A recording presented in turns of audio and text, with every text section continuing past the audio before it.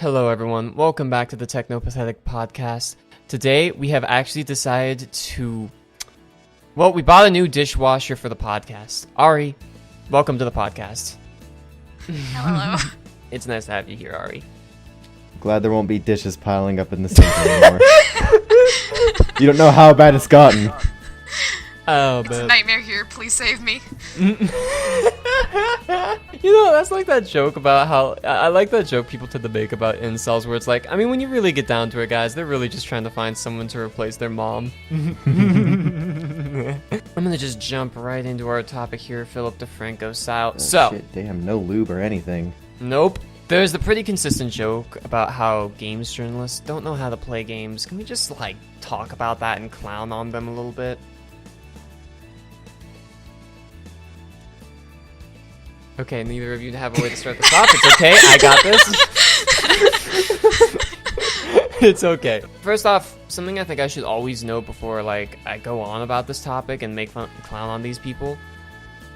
When you have not actually played video games your whole life, it's actually really hard to get used to playing them at, like, a good level. There's a pretty good series you can find out there where it's this guy who's having his wife play video games really for the first time, right? And he's just like taking note of, like, how she does and how she learns things, and it's interesting because there's just a lot of unspoken rules and things you just know in your head about gaming, and I get the feeling that none of these games journalists know any of those rules. That's fair. Clearly the first rule of gaming is to jump off the nearest cliff and find out if you take fall damage. That is not a rule. That's how I start my games. That is your rule, though. I mean, I can definitely see that with trying to show games to, like, my mom or my cousins, when, like, I could actually talk to my cousins. Let's not get into that. But, like, they just don't realize, hey, you need to press down W to move. Like, you can't just, like, hit it once and you're moving. Yeah. It's just like, let's put up footage of that one guy who said he couldn't get past the tutorial in Cuphead. The classic Oh, Lord. one. Just find a new industry, bro. Like, cooking? Like, that's a thing. I'm gonna play devil's advocate here, though, and be all like, there's a lot of cases in which, like, you have people who are journalists in an area where they're not proficient. Like, you wouldn't expect a basketball journalist to, you know, be able to play basketball at a high level. You'd at least hope they understand how basketball works, right? Personally, I was in a school newspaper in high school, and since we didn't have a lot of people on the actual newspaper, our teacher would just assign people to random things to write about, and he kept assigning me to the basketball games, and I absolutely hate sports. So I didn't know what I was writing about at all, and I mostly just ended up, like, interviewing the athletes and the coaches. So I despise journalism. yeah, it's not exactly fun. I mean, it's like you shoot a journalist in the head, please don't arrest you because they think you're doing God's work, you know, that kind of thing. Yeah, but, like, if it gets to the point where you can't do a tutorial and, like, have that simple, like, okay, I just need to, like, jump and press I don't fucking know the Cuphead controls very well. I just need to jump and press shift at the same time. It's on the screen right there. Like, cooking. There you go. I will say, Cuphead is definitely a difficult game. I have rage quit quite a few times, but I at least know how to get through the tutorial. You know what? Most people do. Yeah. If you can't get through the tutorial, I don't think you should keep the game. Moving on to the next topic. I think you guys will both really love this topic. I know you guys both have a lot of experience in this. You guys ever been on the dating app? Oh, Lord. Dan, you can go first. Okay, so I have not. I am terrified of people seeing me on, like, a dating app or something. It's, like, one of my biggest fears. I don't like putting myself out there. I like myself. Dating apps scare me. It's just weird. Right. The farthest I'll go is Discord dating servers to troll. Those are always fun. Yes. What about you, Ari? Have you ever used a dating app? I have not. Okay, so Well, a few years ago, though, I did use Kick with one of my friends just to troll with people, because Kick at that time was only used ever for dating. And so we would just randomly chat with people and just ruin their day, and it was amazing. If you do count Kick, I have, because I remember when I was like playing Minecraft Pocket Edition. Like, hey bro, give me your Kick, we'll fucking hang out. Oh, and Shamchat, I forgot about that. Shamchat Shamchat and Omegle were also things that I would just troll around on. That's dang it. Because you always find like the weirdest, creepiest people on there, and it's wonderful to just make them so irritated. I'm gonna give you guys this perspective now. I've actually been on dating apps, right? Now, I'm gonna give you my experience here, though, real fast. Yeah, this was back when I was working as a dishwasher, and I'm just like to my brother, hey, yo, so do you think I should use Tinder? And he's like, oh yeah, dude, totally. Like, you use Tinder. And here's the thing. So that was his opinion, right? And I got the opinion of 4 females. And all of their reaction basically amounted to, Tinder, gross. Yeah. I'm living in Montana where there's probably more fucking cows than people. And my point here is just this, like, if you use it in the city, sure, you get also more people, but the other problem is you get fucking crackheads. I'm being 100% serious here. There is no exaggeration. I was once on Tinder, and there was a girl whose description literally just said, if you smoke crack, hit me up. Are you saying crackheads don't deserve love too? They do! But why are you saying that on Tinder? Because they want some crack, obviously. Tinder. Here's the other side of things. I'm gonna be very honest with you right now. Using a dating app is a fucking existential crisis for me personally, at least. Because here's the thing, I'm a fairly attractive guy, but I also like to wear just about everything I like on my sleeve nowadays. And even back then, I was sort of a bit like that. And it was this weird case in which it's just like, oh boy, I am not matched with anyone. This is depression.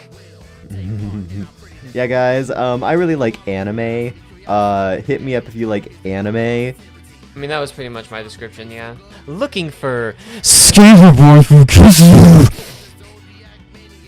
What the fuck is this? I feel like I can translate the looking for part, but I don't know what the hell she's talking about at the top. Alright, think- it's hieroglyphics. What kind of goddamn idiot decides they want to represent everything in their profile with emojis?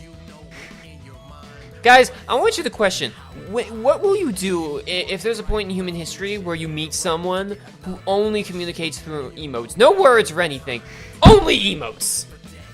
What was that? Execute them. At that point, you'd be doing God's service. Don't allow them to Yes. reproduce. Don't let those little fuckers even get the chance to spread their moronic DNA. Okay, going off of my topic sheet here, just to go on to a different tangent. I was with Dan, and once again, he was pretending to be an incel, right? And I'm just like, alright man, I'm gonna help you act as incel as possible with this girl, right? So, first off, Dan was already on the right track. He used pretty much an emoji in like 1 out of 2 messages, right? Like almost half the time. And then I taught Dan the sacred rule. I said, Dan, constantly compliment her. Constantly. Like, do not let up any pressure at all. Like, don't try to release any tension she might have from you over complimenting her. Just say nice things constantly. Goes to like fucking half an hour of me just complimenting her based off of like 3 or 4 pictures she sent me. And you know what the absolute best part about all this was? As Dan typed up the messages, I could feel the pain in his soul. He's just like, oh, because he's just like typing so slowly. There, that's in the VC text chat. That's just like a little taste of it, right? That's responding to her describing what kind of guy she likes. I think I just had a visceral reaction to that. See, even the message itself wouldn't be that bad without the freaking emoji. You add the emoji and it just, I don't know why, it just gets worse. Okay, so I'm gonna give all our viewers out there, clearly people who watch this podcast are most definitely in romantic troubles, probably, but Usually, like, it's very easy actually to flirt with girls. All you really gotta do is like that when you compliment them, just make sure you release some tension. Like alright, so Danny, bro, Yeah. I'm gonna be real with you. I like have always wanted to run my fingers through your hair. It like looks sexy as hell, bro. But every Ooh. time I hear your voice, I can't help but think that you're a goddamn weirdo. Aww. Yeah, that's like a good tension breaking moment. Yeah, like and that's the easiest one to do. Just say to someone, "Oh my god, okay, so look, you are absolutely gorgeous. You are the type of person who I think would probably fit very perfectly for the role in Little Princess story. However, when you open your goddamn mouth," just like a light insult that's not gonna like really hurt anyone's feelings. It's not that hard. Like, you can. The more tension you build up, the harder you could go. Like, if I were to just go with like Ari here, I'd just be all like, "So Ari, have I ever described to you how from like head to toe you're so gorgeous and like you're just like the sweetest girl ever, and I actually really do love being around you so much, but oh my god, you won't stop fucking bullying me." Can't stop, won't stop. This really isn't gonna help with what we were talking about earlier with people shipping the people on the podcast. Oh no, you just gave them fuel for the fire. Oh no. Fuck. You know who didn't follow your advice about releasing tension when complimenting somebody? Several of the guys who fronted you for those The dating service. freaking no, specifically the dude, I don't remember his name. The dude that serenaded me. Oh, Dan fucking had like, to come yeah, guitar guy. rescue me. Oh yeah. Okay, before we stop, what you need to do to get a girl online, you need to make a Discord server that says looking for love, and then just have it as a general chat. You DM the girls pictures of your penis like a fucking Chad. Your name's gonna probably have to be bleeped, but you are so cool, like, damn, my guy. So, with all that, now let's move on to this next topic. You guys ready for this one? Yes. Sure. Me and Dan have been watching cartoons lately. What cartoons did you guys grow up on?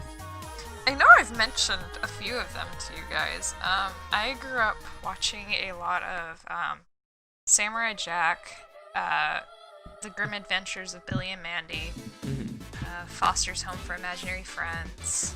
Oh, Those are like the main three I can think of off the top of my head. those three are good. For me, actually, I grew up watching like SWAT Cats. I have like very vivid memories of like early hours of the morning, like on Monday, because I fucking wasn't excited to go to school, but I'd be like, fucking SWAT Cats, yeah! But I also watched Billy and Mandy. I also watched Ed, Edd and Eddy, and I also watched Dragon Ball Z, which pretty much all sums up why I'm such a big loud doofus nowadays. Okay, so growing up, I was not allowed to watch a lot of Cartoon Network. We didn't have cable because my mom wanted us to play outside. The cartoons we did have were a lot of old Hanna-Barbera cartoons, so like a lot of fucking Scooby-Doo, some Snagglepuss, Yogi Bear, basically just a lot of Scooby-Doo, until I found out YouTube was a thing, which there, I wouldn't, like, a regular person would watch the cartoons I wasn't allowed to watch. For some fucking reason, I watched some, like, I forget exactly what the show's called, but it was like Wow Wow Wubsy. Oh yeah! Oh god, I forgot that existed. I've always been into really, like, little kid cartoons, just because they're really funny. I watched a lot of All Grown Up, which is the Rugrats sequel, but I only had, like, one season of it that I could watch, so there was that.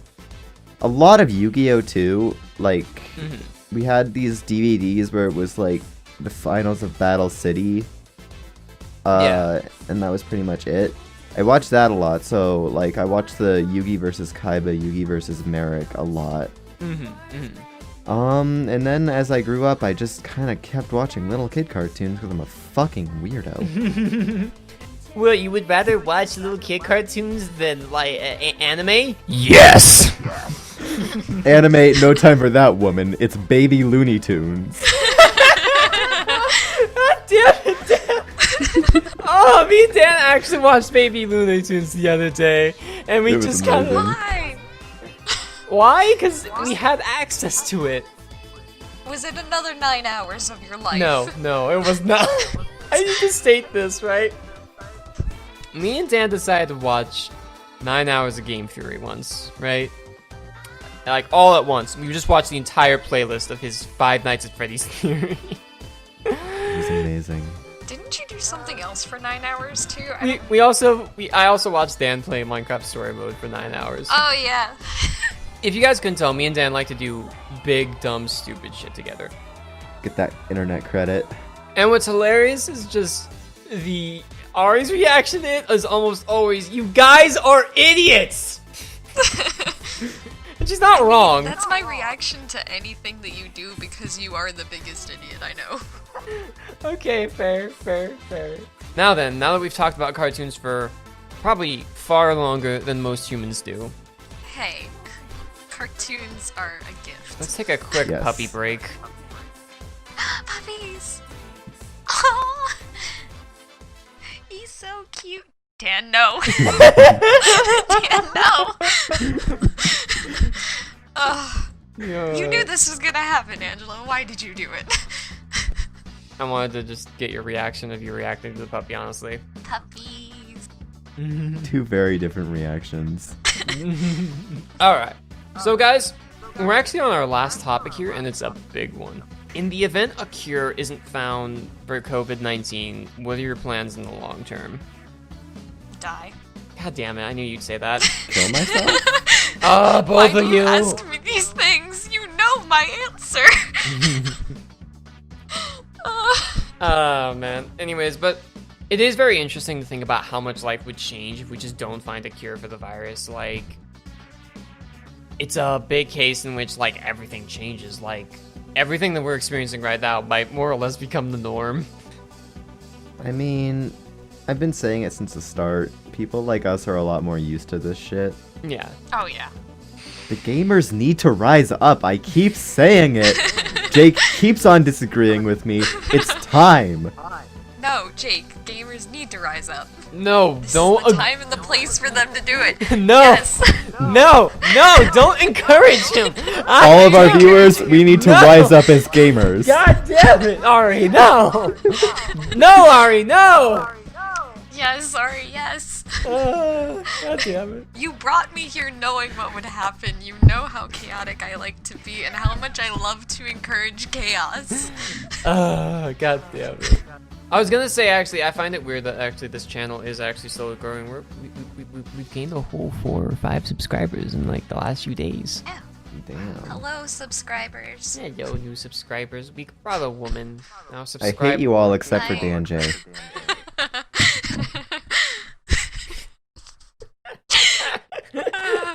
Oh, Jesus, that was great. Okay, I think on that note, we will end today. So, thank you all so much for coming to the podcast today. I love you very much. Kissies.